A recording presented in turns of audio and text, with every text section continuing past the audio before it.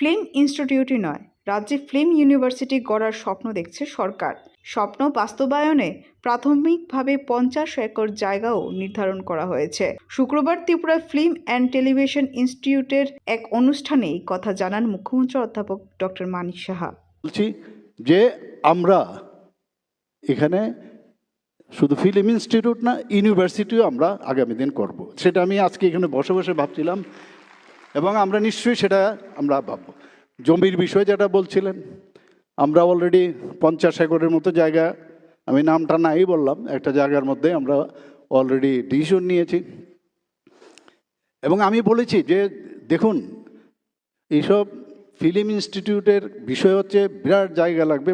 পরবর্তী সময় যেন এমন না হয় যে কম জায়গা, এটা বড় আকৃতির আগের থেকে যদি জায়গাটা বেশি হয়, তারপরে আস্তে আস্তে করে ডেভেলপ করলে সেখানে শুটিং হতে পারে, অনেক কিছু আপনাদের আছে।